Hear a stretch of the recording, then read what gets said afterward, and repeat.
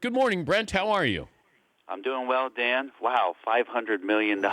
I'm just still, wow. Okay. How much Wow. did you make in your career? Not that, Dan.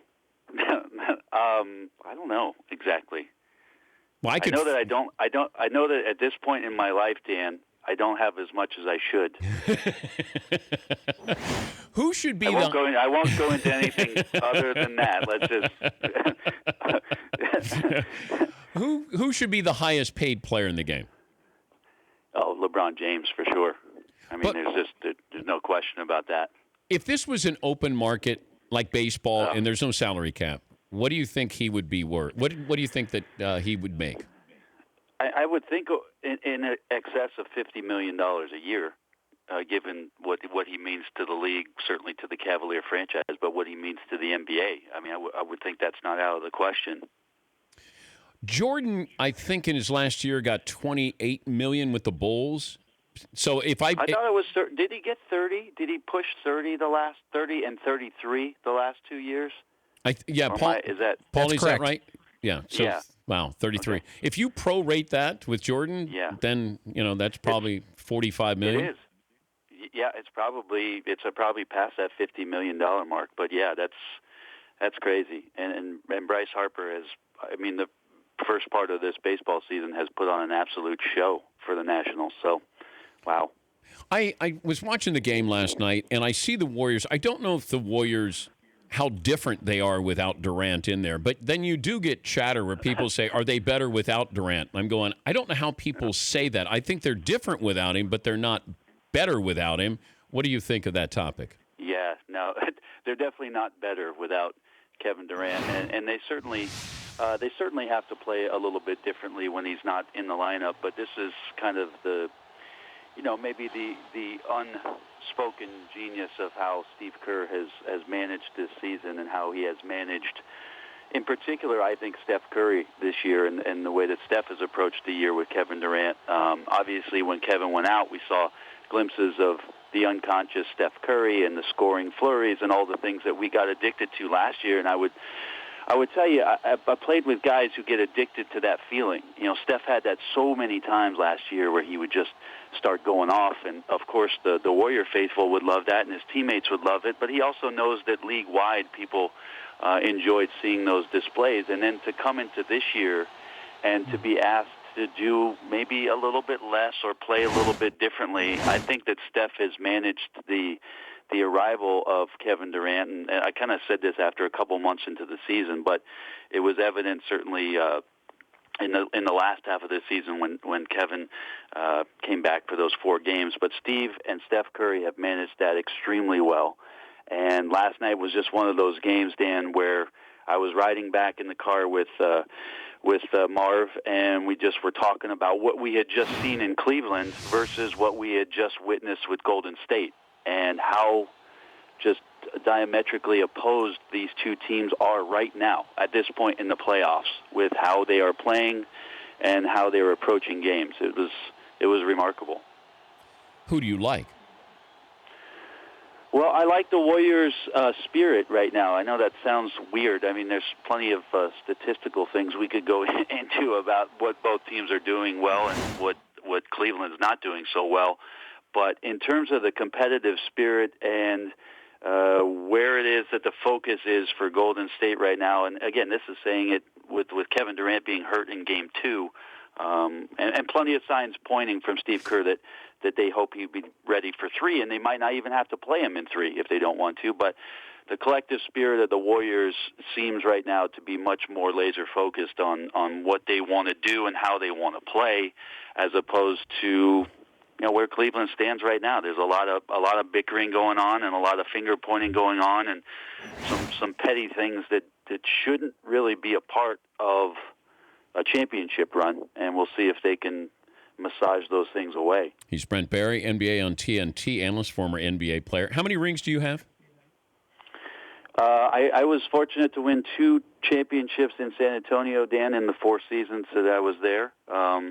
So half the time it was good, and the other half we were close. All right. Is Kawhi Leonard a superstar? Yeah, he is. Now, see, he's a great player. He's not a superstar because a superstar, we know more about them. Interviews like is this is he perfect for the Spurs organization because they this is what they do. They would suppress this. They don't want him to be more than what he is on a basketball floor. Well, was John Stockton a superstar in the NBA? No, he was a Hall of Famer, but not a superstar. Oh, okay, so that's worse.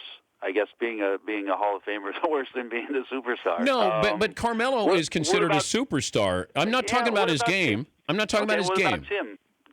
Tim was not a superstar. He's a Hall of Famer. So now we're talking about the commercialism of your career. Is that more?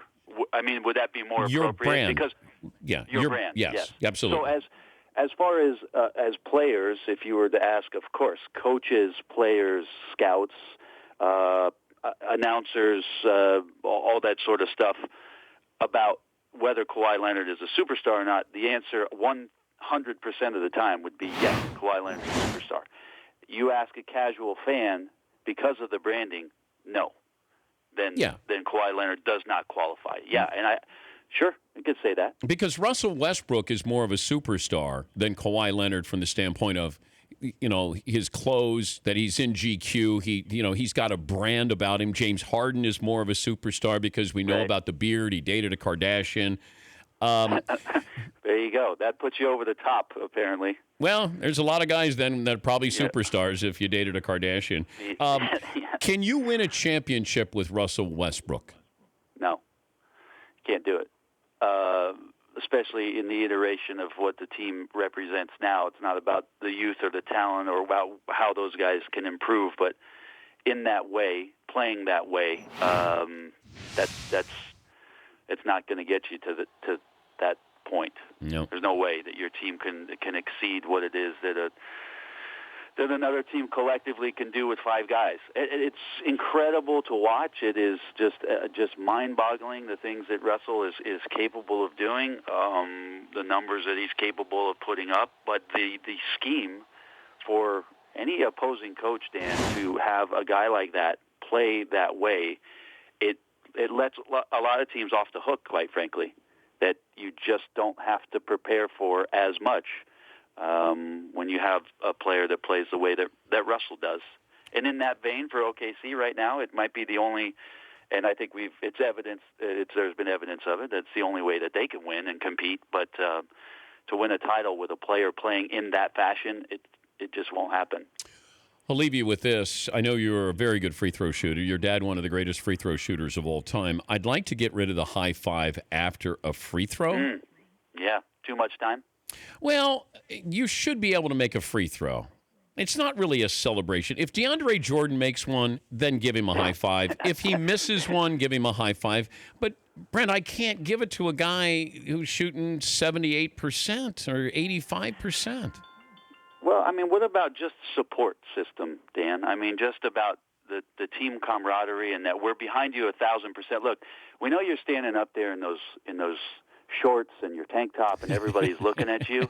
And if you make it, I want you to know that I'm there for you.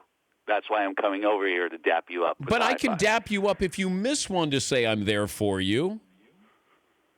Not if you make it. Well, I like the consistency, make or miss. Give me the high five. Step in and give me some love. My favorite, Dan, on a side note, is the players that go up for the illegal defense technicals and there's nobody on the lane line. They take the free throw, and a lot of guys do this where they mimic the fact that there would be guys there, and they take the high fives, and they reach back behind them to get the two. That's always fun. But, when's the last time you dunked, by the way? That is a great question, Dan. I did it last week. I was with my buddy who's a 67-year-old friend of mine that I work out with like 3 times a week. Mm-hmm. There's a little gym in the workout place that we're at. He threw me the ball. I went in there, boom, jammed it down, 45 years old. I was like, yes. That hurt, but yes, I got it. Do you think you'll be able to dunk when you're 50? That is my goal. I think I will be able to do it. I'm genetically, it's helpful that I'm remaining skin and bones, and I think at 50 I will get it. Well, we can all hope for that, Brent. We're all counting on that, and I'll give you a high five when you do. Well, I owe you sweatpants. Yeah, but when are you going to give them to me? Here. thing. It's funny because they sit in my closet. But send in them. a wrapper. They're in my closet to the left. I want to bring them to the studio. I want to come and see the Shalomi homies in their native environment, and I need to bring them there. So maybe that can be something that could be worked out. Well, we're in Los Angeles first week of May. Okay, well, maybe playoff schedule will get me there. All right. That could be good. You know what? Fritzy will keep you informed, and then you can let us know your schedule. It'd be nice for you to bring these slam dunk sweatpants in. Excellent. We will shoot for that, Dan. Tell Marv I said hello. Great to catch up with you. Will do. That's Brent Barry, one of our favorites. The Dan Patrick Show, weekday mornings on Audience.